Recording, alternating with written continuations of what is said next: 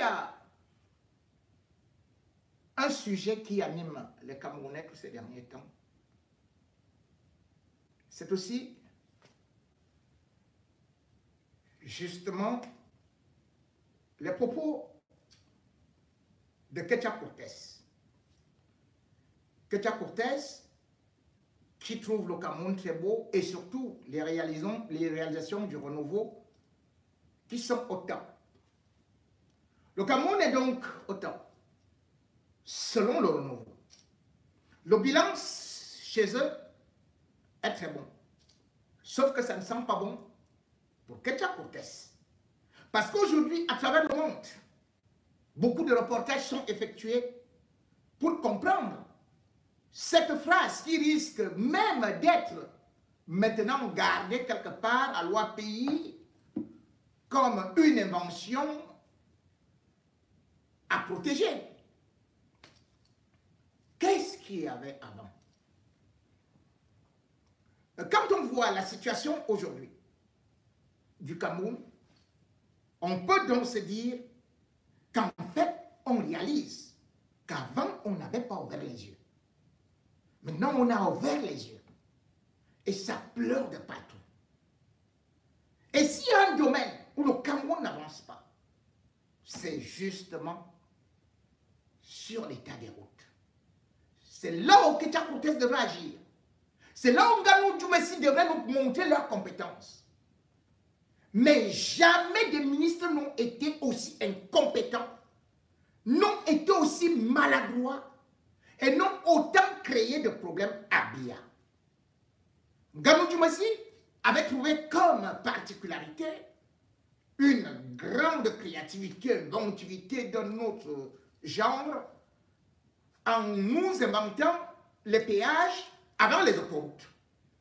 Cette fois-ci, Ketia Cortés, elle est venue nous dire que ce renouveau avait les meilleures infrastructures. Or, le Cameroun aujourd'hui ne peut pas être considéré comme un pays en voie de développement, comme par exemple Richard Bona nous a fait sortir une statistique incroyable, que le Cameroun en 61 était considéré par la Banque mondiale comme futur pionnier de l'Afrique. Par le potentiel qu'on avait. Non seulement les richesses naturelles, mais aussi, on regardait les réalisations de l'ancien président. Mais aujourd'hui, lorsqu'on voit l'état de délabrement du Cameroun, on devrait quand même se dire, Monsieur le Président, Paul Biya, qu'avez-vous fait pour votre pays? Vous qui saviez pourtant que là la route passe, le développement suit. Aujourd'hui, on dit que Ketia Cortés est en train de pleurer auprès de Chantal Biya. Elle est en train de collecter des photos pour envoyer à la présidence pour soutenir. Que oui, elle a beaucoup travaillé. Voilà le nouveau travail de Ketia Cortés. Tromper Paul Biya avec des photos, avec des fausses routes. Et c'est déjà arrivé sur la table. Parce que Chantal Biya défend cette bandite en disant que c'est elle qui a le plus travaillé. Qu'aujourd'hui, Maroua est moderne, Garoua est moderne, toutes les villes sont modernes, qu'il ne faut pas écouter le sabotage qu'on est en train de faire. Voilà donc comment est-ce que Ketia Cortés cherche à sortir de l'affaire. Eh bien, le Cameroun est donc une merveille. Puisque d'ailleurs dans le classement, qui paraît un peu comique, il semble même que Yaoundé est devenue la ville la plus belle.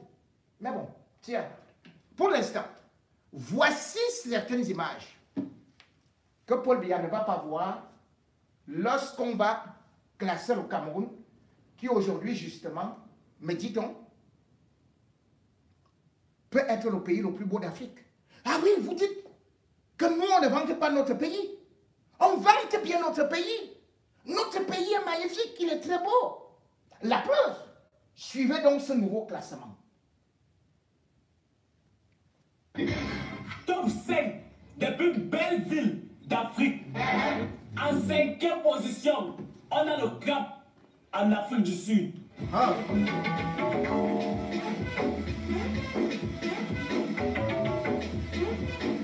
En quatrième position, on a le Marrakech au Maroc.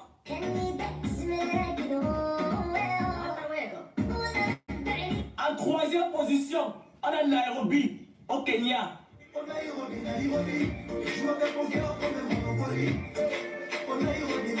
Ah, peut-être au Cameroun, des armes.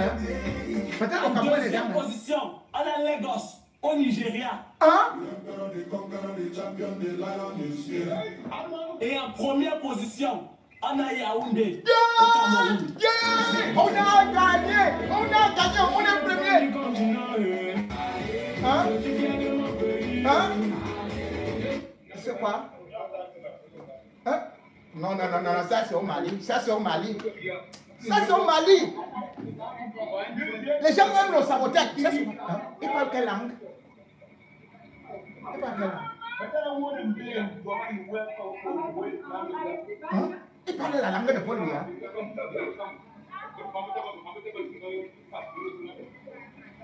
Hein? Ça c'est le vrai pays.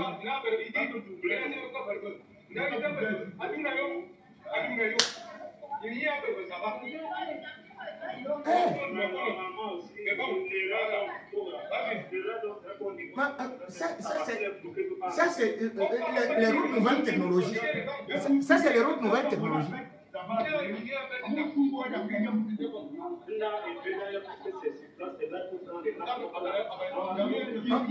C'est le volcan qui sort sur la voiture là.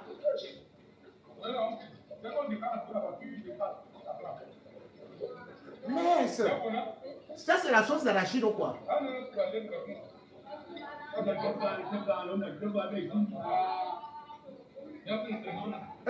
La fille ici, avec tes options comme ça, là, tu es dans la boue, tu es dans la sauce.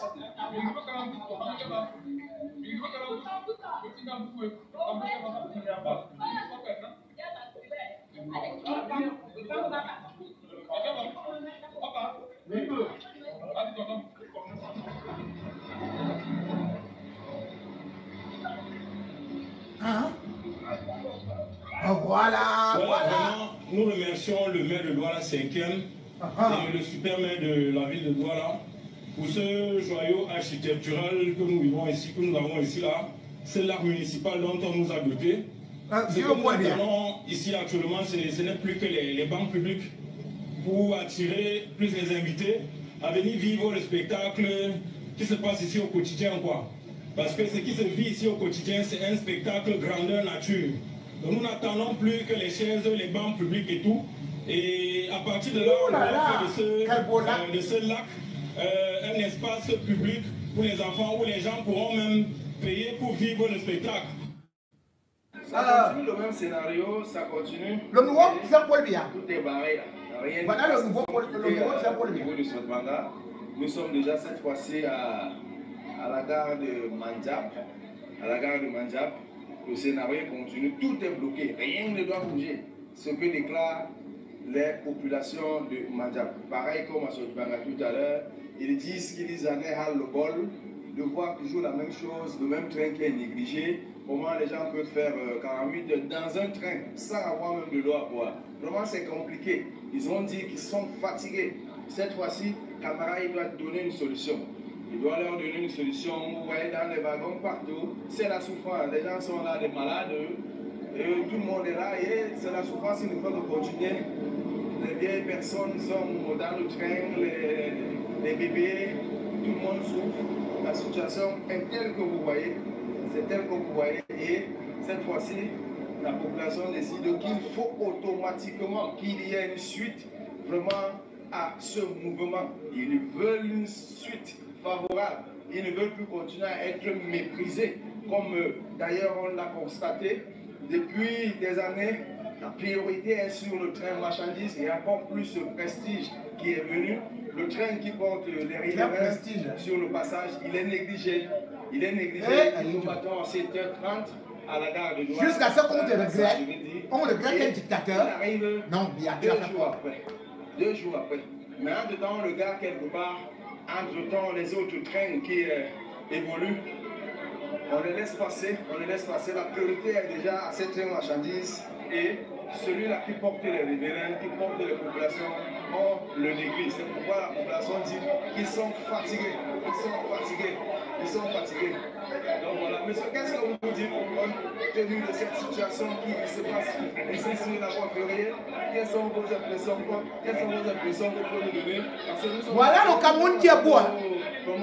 Ça, c'est le Cameroun qui est beau. C'est pas bon.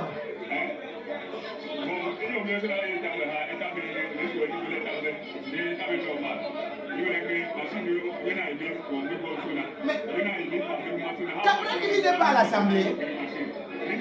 C'est ça qui partait résoudre les problèmes là-bas. En avait quoi?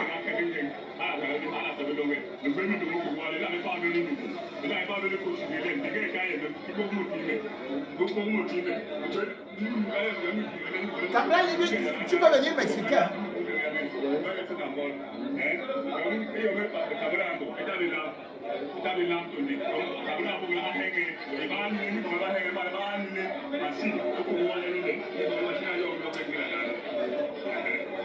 Ok, merci. Donc ça continue comme ça le mouvement, ça continue. Nous voulons un changement sur le rail. Nous voulons un changement. Ça va un peu de ce côté. Nous voulons un changement. Cette route sera boutonnée avec des trains.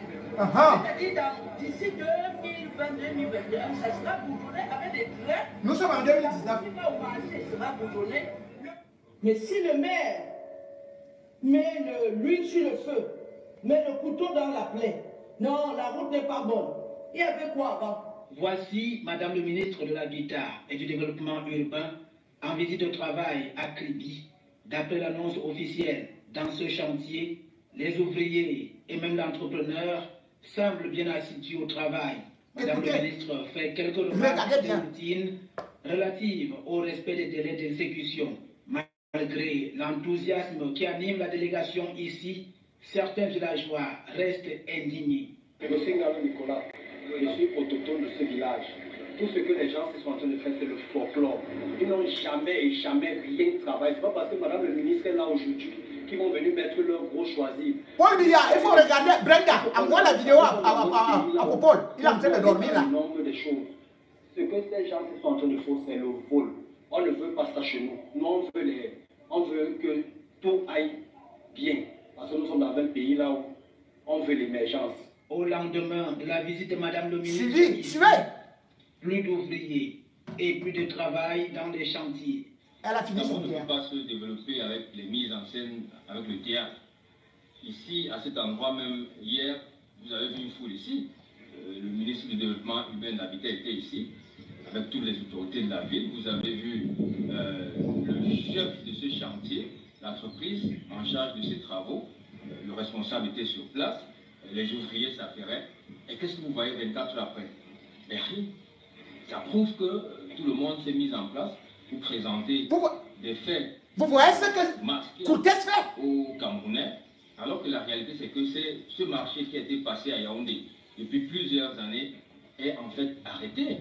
Sur le terrain, les travaux n'avancent pas. La preuve, nous sommes bien un jour ouvrable et nous sommes sur le site où il y avait des ouvriers hier. Il faut essayer de regarder derrière moi, en arrière-plan, il n'y a personne. Il n'y a personne.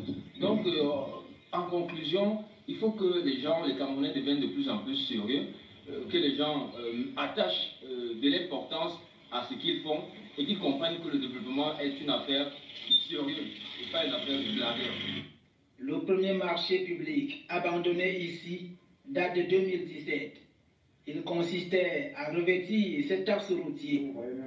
Vous ne remarquez même pas qu'il y a un stockage de matériel qui prouve que d'ici les travaux vont continuer. Toutes les routes là, le gravier et le sable.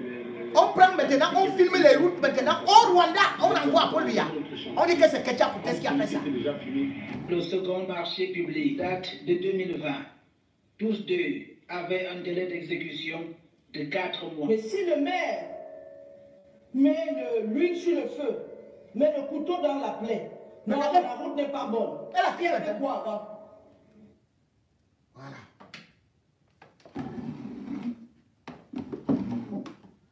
cette femme mérite la prison. Elle mérite la prison. Ce que Ketia Kouté est en train de faire pour se maintenir au pouvoir avec la complicité de Chantal Biya, car elle a eu enlevé l'épine de son pied en assassinant le ministre Doké. Combien de marchés cette femme a donné de gré à gré, mais qui ne sont pas réalisés? Mais c'est elle qui fait beaucoup plus de bruit dans notre pays. C'est elle qui est partout, à gauche, à droite. C'est elle qui met l'huile sur l'incendie. Une chose est sûre, c'est que même ces documents qu'on a envoyés à Biya,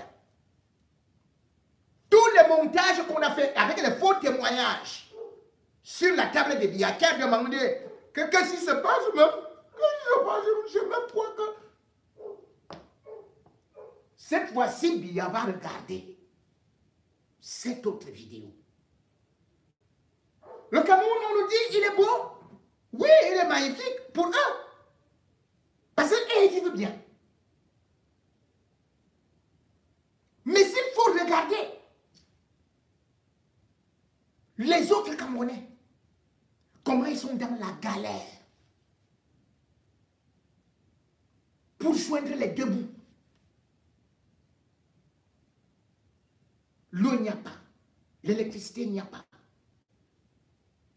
Mais les gens vous disent que oh, nous sommes dans le continent le plus beau. Ce n'est pas moi qui dis. Voici le classement des 10 pays les plus heureux d'Afrique en 2024. Ne regardez pas la parodie qu'il y avait là. De ce jeune homme au début. Le Cameroun ne peut même pas être classé à côté. Et à quoi? Voici le classement des 10 pays les plus heureux d'Afrique en 2024. Peut-être que vous serez surpris que dans un pays où il y a la guerre, les gens sont encore beaucoup plus heureux là-bas. Comme la Libye. Ça, c'est le classement de World Happiness Report 2024. 66e au monde.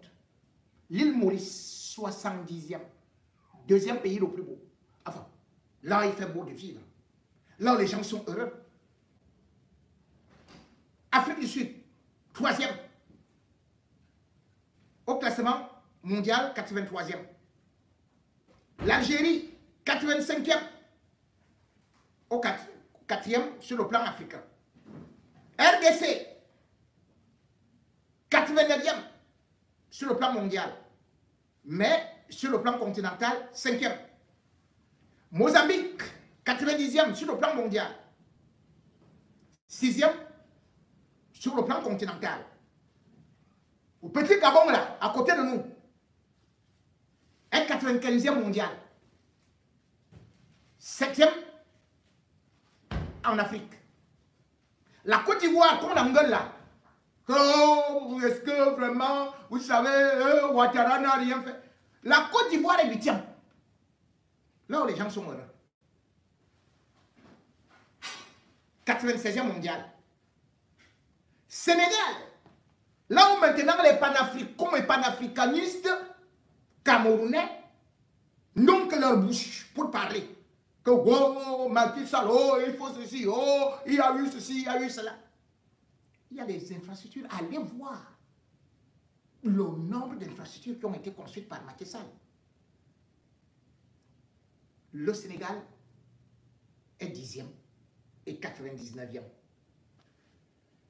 Les pays en lice sont sélectionnés sur la base des critères tels que le PIB, l'aide sociale, l'espérance de vie, la liberté de choisir, la générosité de la population et les niveaux de corruption perçus. Voilà. C'est donc un classement concret. Laissons donc la publicité de dire que nous sommes dans un continent. Nous sommes dans un continent où les ministres sont tout juste des voleurs, sont des grands bandits. Les Ketia Kouté, c'est comme ça. Si c'est pour ce hit parade-là, le Cameroun est premier mondial. les ministres du Cameroun sont les plus grands voleurs de la planète Terre. C'est du jamais vu. Vous vous rendez compte que vous voyez tout simplement les Nganou du Messie et consorts, mais moins les combis dont on parle là.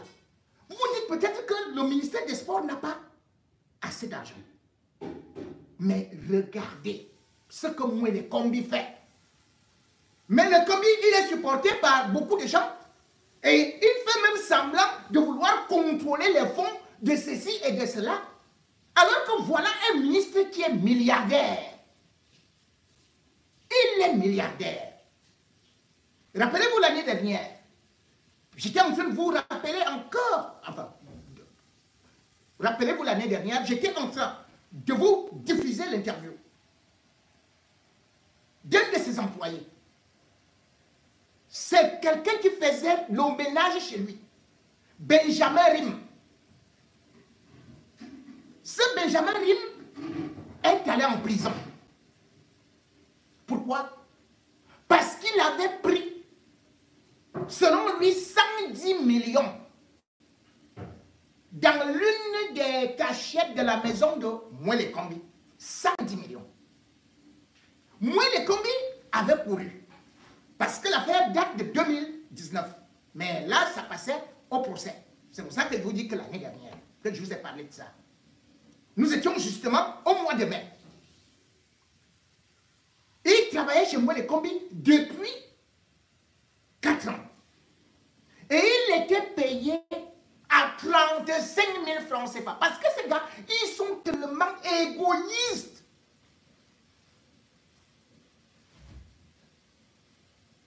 Son homologue, Grégoire Ouona, nous disait que le SMIC au Cameroun, c'est 36 700.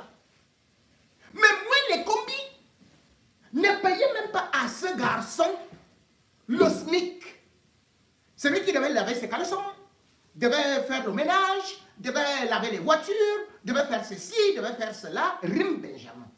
Et par la suite, moi, obligeait ce garçon-là à faire des volets et des aventures nocturnes. Avec lui, sans caleçon. Le gars de lui était déjà fatigué. D'autant plus que toutes les promesses étaient tombées dans l'eau. Lorsqu'on a pris ce gars, Mouélé Kombi a osé dire que c'était 80 millions. Qu'on a volé 85. D'abord, il a dit 85 millions, puis il est descendu à 70 millions. Le gars, lui, il a dit au tribunal que c'était ni plus ni moins que 110 millions qu'il avait ramassé dans la maison parce que chaque soir, Mouélé Kombi rentre avec des liasses de millions. Des liasses de millions. Le gars avait donc appelé un de ses voisins. Et puis, pendant que Mouélé Kombi était au village, il a chargé dans le taxi. Mouélé Kombi habite en Baladeux, vers le carrefour, Jamon. Il a bien choisi là-bas. Parce que vraiment, il n'est pas très loin d'être fou. C'est là-bas où il habite. Où il organise ses parcours avec des garçons.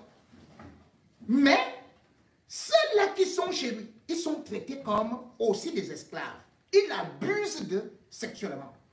Voilà comment est-ce que ce monsieur, ce garçon de Rim Benjamin, avait été arrêté. Quand il est arrêté, il a envoyé à Kondengui. Eh bien, en 2021, lorsque le procès passait le 19 octobre, plus précisément 2021, le garçon est à la barre. Le garçon dit au président du tribunal, oui, je reconnais que j'ai pris de l'argent, mais ce n'était pas 70 millions, ni 85 millions, c'était 110 millions. Et j'ai donné à celui qui m'a aidé 20 millions, plus 200 000 pour la course de taxi. Je l'ai fait parce que je travaille comme un esclave et parce que je vois des liasses d'argent arriver tout le temps à la maison. Moi, le commis avait dit que ce garçon avait cassé son coffre-fort et qu'il avait retiré cet argent-là défoncer les portes. Or, Mouele Kombi a chez lui les policiers et consorts qui participent d'ailleurs avec lui dans des parcours.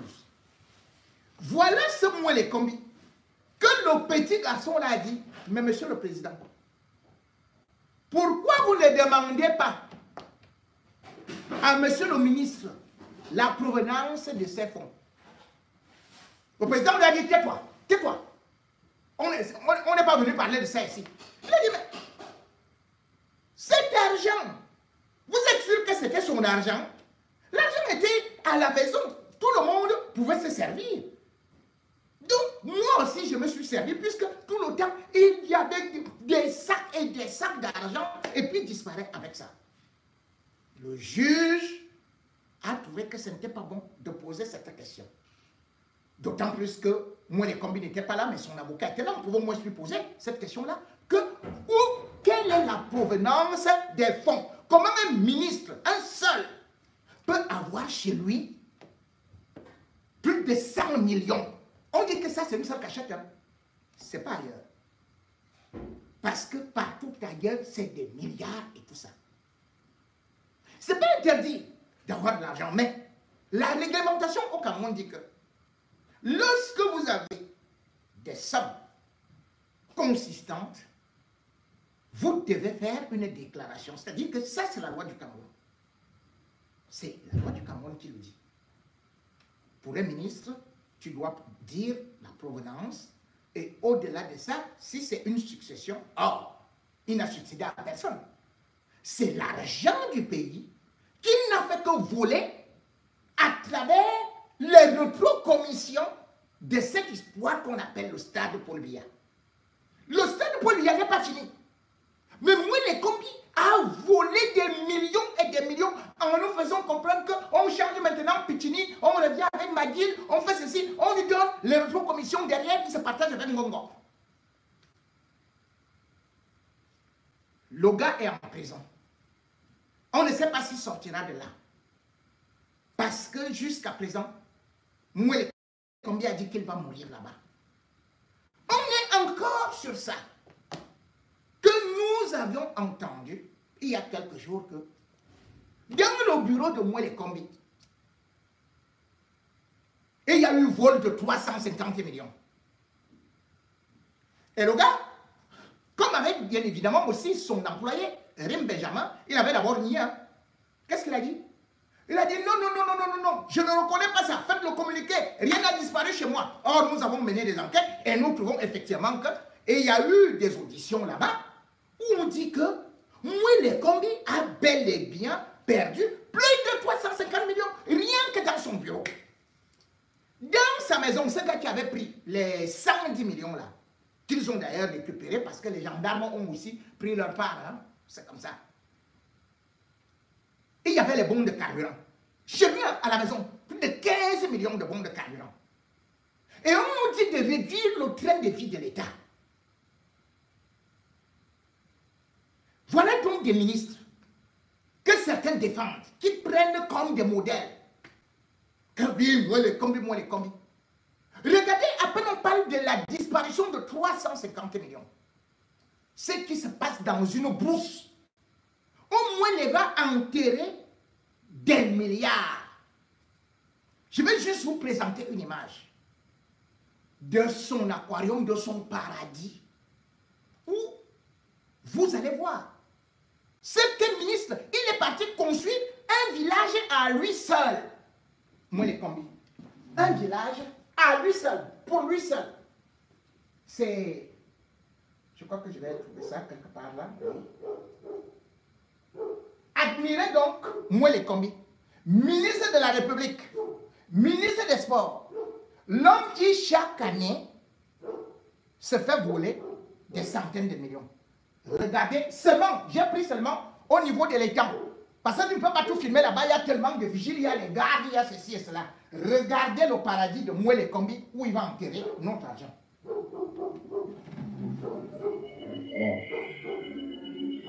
Ça c'est... Comme les vieilles salaires, ça va comment on appelle ça, hein, le voile et tout, mais comme vous voyez, c'est... peut-être quelqu'un d'ici là pour nous expliquer. C'est tout simplement une autre dimension ici. Le projet, on va nous expliquer. Tout un circuit. Bien.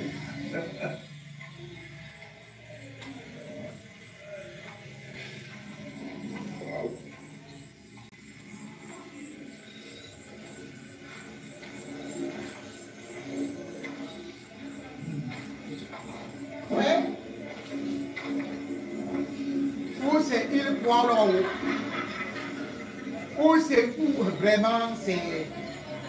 Non, c'est. Tout ça là. Là-bas derrière, on construit des châteaux et des châteaux. Pour un homme qui n'a même pas de femme, il n'a que des hommes.